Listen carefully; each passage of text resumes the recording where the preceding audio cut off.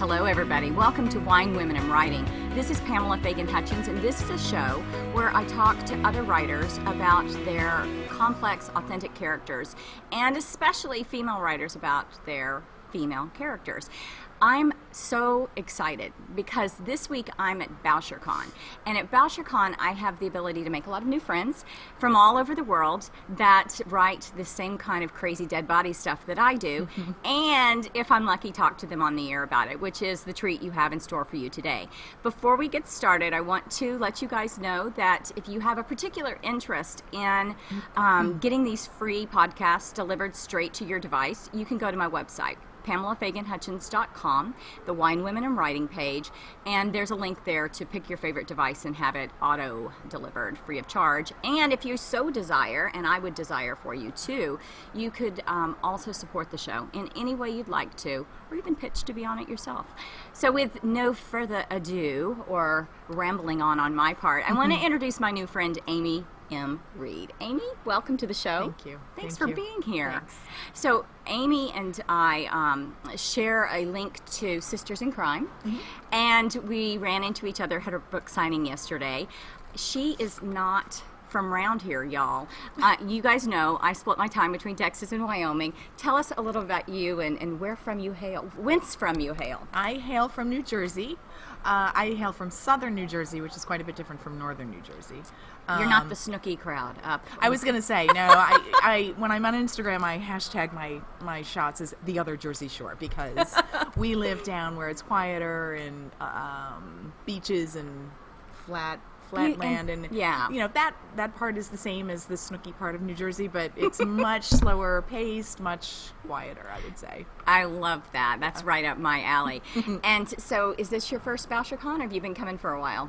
No, I went to the one in New Orleans, I think 3 years ago, and then 2 years ago, Toronto, and then I skipped last year, which I think was in St. Petersburg. What's your favorite thing about BoucherCon?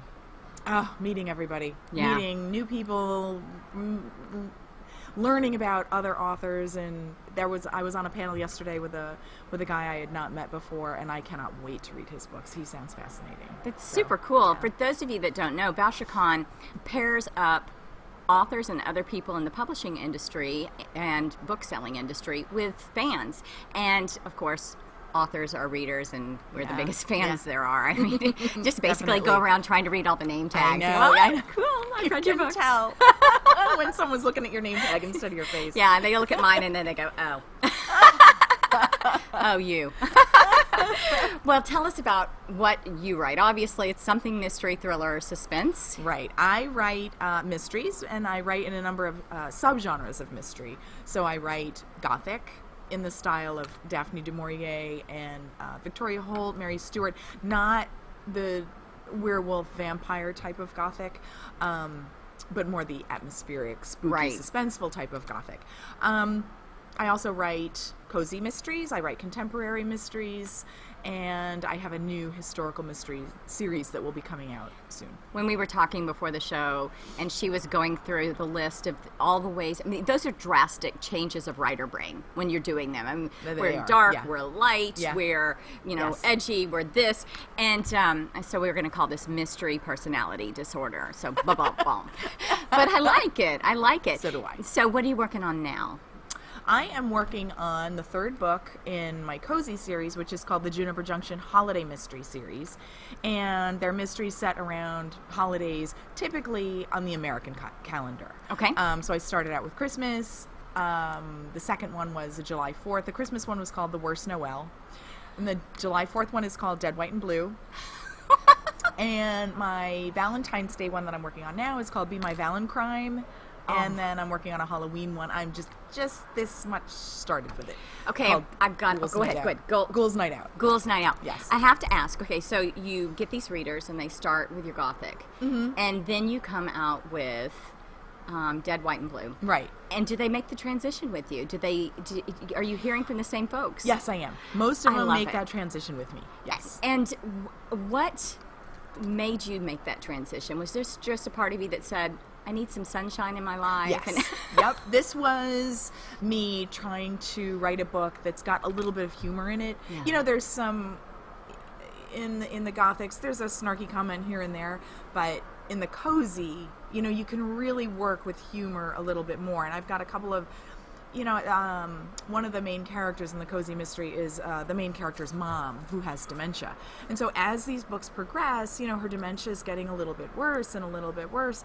But I think it's really cool to be able to deal with that, but kind of deal with it in a humorous way. Absolutely. Not that there's anything funny about dementia, but there are funny things that happen that you can look at later and say, that was kind of funny. And absolutely. My nice mother-in-law has dementia, and it is, at the moment that things happen, you think, okay, I'm going to cry. But later, you laugh until you cry. You're like, well, what else can you do? Because if you can't laugh, then you're just in the process of dying yourself. Right. And you internalize it, and eventually it just comes out, and it can be ugly when it comes out if you don't see the humor in some situations. Tragedy plus time equals humor. Yes. So it's our perspective and how quickly we can gain it. The healthy of us, it's not instantaneous because that's inappropriate. Oh, right. But it's pretty quick. Yes. Laugh fast. Yes. So I love that you're laughing. And I'm very, very intrigued by your Libraries of the World series. I want to hear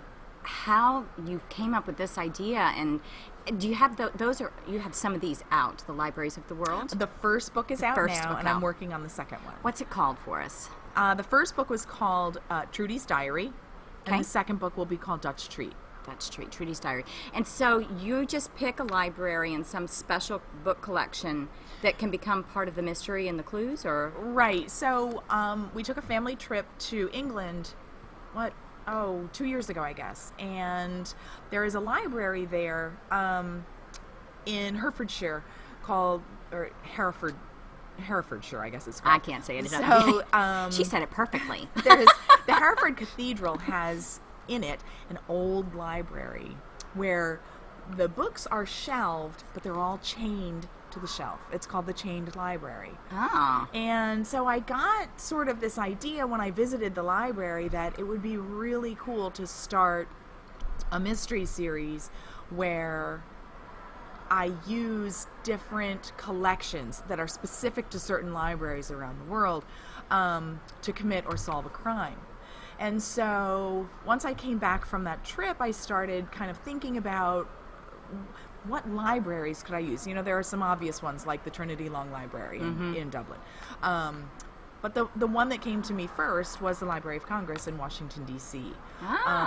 So I wrote that book first. That was Trudys Diary, is a book using the Library of Congress dime novel collection. Okay. And dime novels were sort of the precursor to paperbacks in the early 1900s. And they were written on very cheap paper, so that they're called dime novels, so that they could be sold for 5 or 10 cents a piece, and they could start introducing that type of fiction, a little bit lighter fiction. That's cool. Yeah, the poor people, particularly young women, who started being able to afford to read books at that point. And look where that's gotten us, Yes, that's awesome. Yeah. So right now I'm working on the book Dutch Treat, and that takes place in New York City, but it uses one or two of the collections in the New York City Public Library, their map collection and their rare artifacts collection. I love this idea. And really librarians are going to eat this up. They do seem to like it. Yes. Yeah, they do. Because they get plenty of librarian mysteries that are like the cat on the shelves, kind of book. Yes. But this is a serious librarian mystery. Yeah, this is different. This is pretty a cool. Little more. Are there librarians in the stories too, I assume? Or is it? Oh, sure. Yeah. It's particularly, librarians who deal with archives, who deal with the older materials in the library, and research assistants. And I got some help, when I visited the Library of Congress, I got some help from one of the rare books librarians there. And so I have not visited the New York City Public Library since I started writing this book, but I plan to. It's just nice to talk field to them and trips, kind of put them into the story. It's really cool. It is very cool. Yeah. And the other thing that's fun about it is that you're geographically, you are now able to keep this going as long as you want to travel the world and find interesting libraries and collections. Which is forever. Forever, yeah, I know. right? Yes, I mean, this is the rest of your life. I know. I love it. And the setting element for me changes everything. You know, I love the thought that you can, within one series, completely have a different tone and culture, and the people are different, the language and the customs are different. For a writer, that's just rich. It is. I love it. I love it. And so, a different culture, a different time, a different place. You have a new series coming out now, a historical series. Yes, I have a historical series. I told you, she has mystery personality disorder. The historical series is going to be set in Cape May County, mostly around the area of Cape May, New Jersey, which is an old Victorian seaside resort. But it certainly goes back beyond Victorian times. So the first book is going to be set in the early 1700s, about 60 to 65 years after Cape May started seeing white and European settlers come in. So my plan for the book is to follow different members of the same family. So the first character is Millicent, and it'll be people in Millicent's family line up through the years. So you're going to progress it right through different important eras of Cape May County's history. That's fun. I'm planning to end it around World War II. Okay. So now all this begs the question that what is your background that has led to these great ideas? Is there something about Amy that leads us to each of these tangents, if you will, right, into mysterydom? I think it's that I like to read all those kinds of mysteries. I like to read any kind of mystery, but I also am a lawyer, and I don't practice anymore. But me too. Really. So the research I find fascinating. Exactly. The research is something that's my favorite part of every book, is the research. I actually spent a while working for West Publishing as a research attorney because that's what I love to do. I was like, I don't care about any of that other stuff. If I'm going to do law stuff, just let me look things up. Right. I worked for the Research Institute of America for a while, and that's what I love to do. Yeah, so I totally relate. I think that's why, because I just like all these different avenues of research, but they weren't all going to fit in the Gothic style books that I started with. So I thought, well, I'll just branch out and write what I like. Were the Gothics your favorite? Is that what got you started there? Yes. Are they still? Definitely. Does your heart keep calling you back? Yes, it does. Yes, and I keep saying, I really like to start another Gothic, and my husband says, oh, do the Cape May stuff first. Yeah. Do that first, and so we'll. Okay, we're gonna make it. Watch this, guys. A sunspot has appeared on Amy's face, so we're gonna shift. There we go. Better. Yeah, we're hijacked. Yeah, and this screen is balanced on a backpack. Yes. And I'm gonna turn my head. It's a little tilted now. I've totally messed us up. We're going with the sunspot. But I love this background of being an attorney who loved research, because I find so many people from professions. Yes. Like the law, where writing and research is integral to what you do. And right. I mean, because the writing is as well, no matter what area of the law you find yourself in. Lawyers write. All the time, every day. I used to, for a long time, I was an investigator, a workplace investigator, and I would write 50, 60-page reports, and I'd crank those suckers out like there was no tomorrow. Yeah. But sit us down in front of a laptop and say, draft your novel, and things are different. Yeah. Yes, so definitely. Now you no longer practice law. Are you totally now? This is it. You're a writer, and this is all you do. Absolutely. It's the coolest thing ever, isn't it? Yeah. It's people ask if I want to go back to the law, and I really don't. No. Yeah. I don't think wild horses could drag me. No way, no how. No. But do you ever want to write mysteries that are more like legal thrillers? Has that ever been something? No. Isn't that it's funny? It's not. I don't like to watch legal dramas. Me either. I don't want to watch. I just don't want it. I don't want to write legal thrillers. I don't. no courtrooms, no nothing. In the first novel I wrote, I had a courtroom scene, and I still have people that write and say, "That's my favorite thing. When are you going to write legal thrillers?" And it's like, never. That would be the answer is never.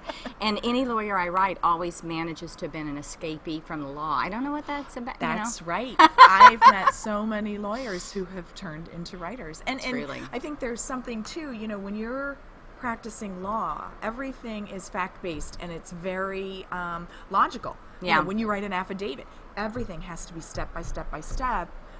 And I think that helps that writer brain. I think you've got this need to keep things logical and to keep things understandable. Which is mystery, right? I mean, right. I don't find a lot of former lawyers that go into more, I would think of it as loosey-goosey, free-form literary writing, because it just isn't the way we were trained. That's and I bet you plot your mysteries. I bet you outline. At least a little bit. Yeah. And I found that it was taking too long. Yeah. And so now I write like a 2 or 3 page, almost a synopsis. Yeah. That I would submit to a publisher if they asked for some type of proposal. I would send it, and that I use as a roadmap. So I always refer back to it so that I make sure I'm on the right path. Yes. But I do not plot out everything in such minute detail like I used to. You have to have a little bit of freedom to let the characters do their own crazy things. You do. Take you off in directions. But man, it's hard to write a mystery without any idea of where you're going. It is. It really is.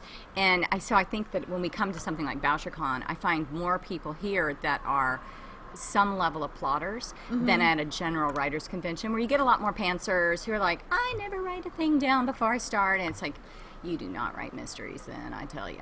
Well, and I was listening to a panel yesterday where one of the authors said, you may not think you're an outliner, but you're an outliner. In your head, got something at least. In your head. Yeah. Maybe it's not written down, but it's there.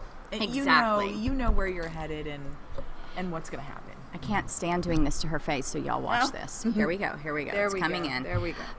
Beautiful. We're blocking it, turning, and scoot. There we go. This is what happens when you are flexible. Yes. Flexibility is the key to air power, as my brother would say. He's a Marine pilot, or he was. He's about to retire. Oh, my. But I feel that way with podcasting. That flexibility is the key to podcasting. Flexibility is the key to everything. It really is. It is. Which is, an outline is a plan, but it is also just a guideline. It's not set in stone. Right. And that's, I think, one of the other things that people do. They get too locked into the idea of, if I write it down in an outline, now I have to follow it. No, you don't. You just have to live with the consequences of, And I think that's what happened in my first book. My outline was 100 pages long for that first book. Oh, so you were really married to it. So I really, really was. And so I would check back after every few sentences and make sure I was... And that wasn't working. And like I said, it was taking way too long. Once I finished writing that book and started submitting, after that I got the contract and I had a lot less time. Oh, yeah. To write the book after that. So it's funny. First books take years. Yeah. Second books, maybe months. A year, and maybe months, and then it gets faster and faster and faster, and you learn that you can do it. But it is. There's some parts about it that are a little less fun and a lot more like work, but you still get to talk to your imaginary friends. And every day. You still get to do research. Right. And you need to find the routine that works for you in order to be cranking out those words every single day. And I think that's really important too. At the end of the day, most writers don't get rich, and they still work their job. It seems like a glamorous fantasy lifestyle, and we wouldn't trade it, but it's still work. I know. It is. But it's the best job in the world. Best job in the world. It is. I find that I'll work harder for this than I'll work for anything else too, because it's what I'd be doing anyway. Yes. A little OCD, OCD about writing. Yeah, a little bit. Most lawyers have a little bit anyway. I know. When you wake up in the night and you think, what's going to happen next, and absolutely. Yeah. Well, I'm really looking forward. I don't know which one I'm looking forward to most. The names of your cozies are hilarious. Did you come up with the titles yourself? Yes. She's funny too. I love them. She's funny. She's them. dark. Yeah. She's a researcher. And now she's a historian. That's all those things. All yeah. these things. I know. So which one would you have us start with first? we're going to dive into Amy Reade? I guess it depends. If you're really a cozy mystery reader, I would start with The Worst Noel. Yeah. But for a mystery that's a little more on the serious side, I would start with The Secrets of Halstead House or House of the Hanging Jade. Those are my first. They were two of my first 3 standalone books. Okay, cool. So, yeah. So the Gothics were standalone. You can do those in any order. The others... That's right. And I have a series called the Malice series, and that's set in the United Kingdom. Oh, yeah, we didn't talk about that. Gothic style. They're written in a way that there's sort of a story arc that goes along with the family that are the main characters of these books.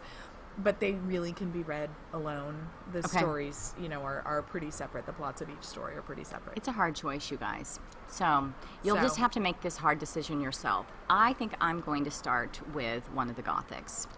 I'm feeling dark. Yeah. Well, thank you so much for being on. Thank you very much. It was great meeting you. A lot of fun. Yeah, I'm sorry about the sun blasting you in the face here. That's okay. It's like a spotlight on it makes Amy's me feel like an angel. Yes. That's right. She's an angel. She's a star Yes, angel. that's it. And for you guys, thanks again for listening, for watching, and go out and read a good book this week. In fact, go to my website, PamelaFaganHutchins.com, and I'm not going to tell you to read mine, although it wouldn't hurt my feelings, but my Wine, Women, and Writing page has the list of shows upcoming, and you can prepare in advance and read some of these authors' books before the shows actually hit the air. So you guys go do that and have a great week. Thank you.